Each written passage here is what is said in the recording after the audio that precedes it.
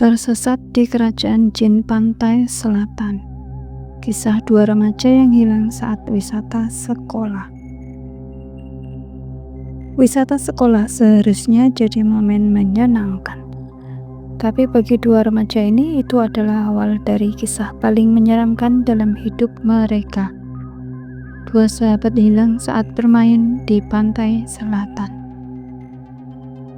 Yang satu pulang membawa trauma yang tak akan pernah hilang, sementara yang satunya pulang sebagai nama di batu nisan.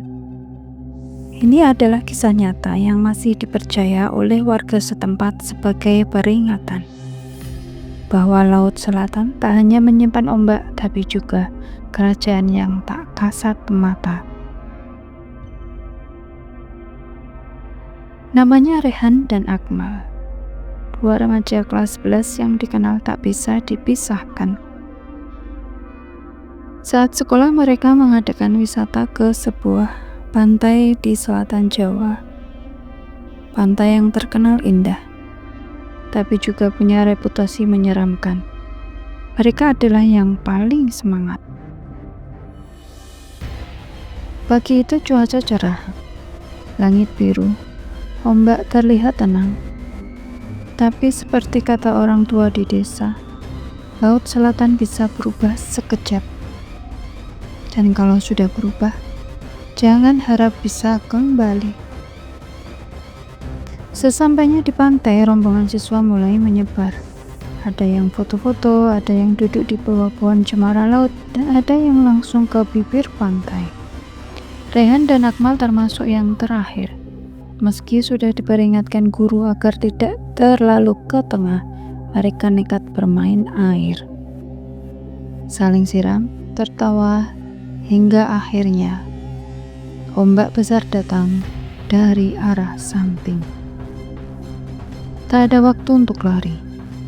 Dalam sekejap, tubuh mereka terseret, menghilang dari pandangan. Panik, teriakan terdengar di mana-mana. Guru dan warga sekitar langsung melakukan pencarian. Tim SAR pun datang keesokan harinya, tapi setelah 2 hari pencarian, hasilnya nihil. Tidak ada jejak, tidak ada mayat, tidak ada tanda-tanda. Akhirnya pada hari keempat, mereka dinyatakan hilang dan dianggap tenggelam. Pihak keluarga menerima kabar duka, meski tanpa jenazah. Dan pada hari ke-7 sejak hilangnya mereka, diadakan selamatan 7 hari kematian. Tapi pada hari itulah sesuatu yang tak masuk akal terjadi. Di malam ke-7, saat keluarga dan warga berkumpul membaca doa, terdengar suara pintu diketuk pelan. Ketika dibuka, Rehan berdiri di sana. Kotor, lemas, dan wajahnya pucat seperti tak melihat matahari selama seminggu. Semua orang terkejut. Ibunya menangis, tapi Rehan hanya terdiam. Beberapa jam kemudian, barulah dia berbicara. Dia menceritakan apa yang sebenarnya terjadi. Setelah terseret ombak, Rehan mengaku tidak tenggelam, tapi seperti masuk ke dalam lorong air. Waktu terasa berhenti. Lalu tiba-tiba, mereka berdua, Rehan dan Akmal, berada di pantai yang sama, tapi terasa berbeda. Langitnya abu-abu, ombaknya tak bersuara, dan di kejauhan tampak sebuah gerbang besar terbuat dari batu hitam. Di balik gerbang itu kota yang sangat indah, seperti kerajaan zaman dulu. Tiba-tiba datang sosok-sosok berjubah putih. Mereka disambut, dibawa masuk, dan dijamu. Akmal langsung terpikat. Ia menerima minuman dan makanan yang dihidangkan. Tapi Rehan merasa aneh dan teringat pesan ayahnya dulu.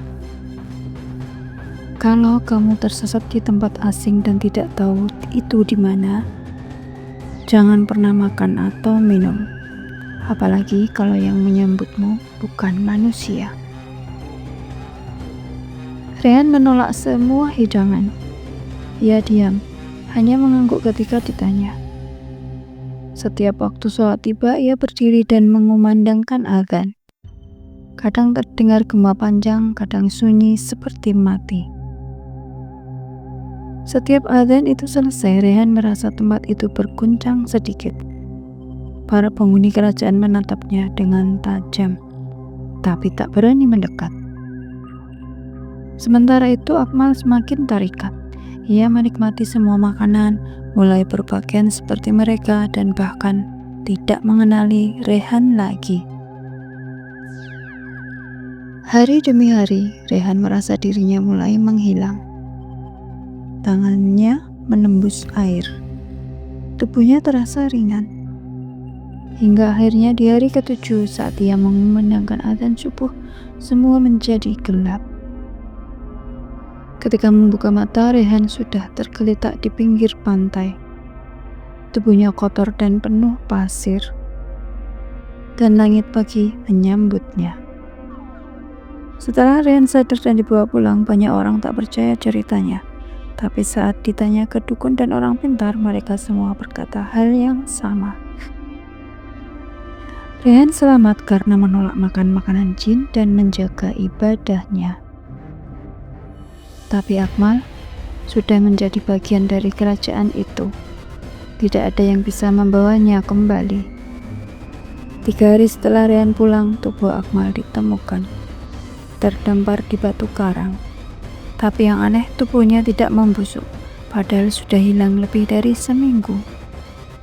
Wajahnya terlihat seperti sedang tidur, tapi senyumnya aneh, seperti sedang berbohong.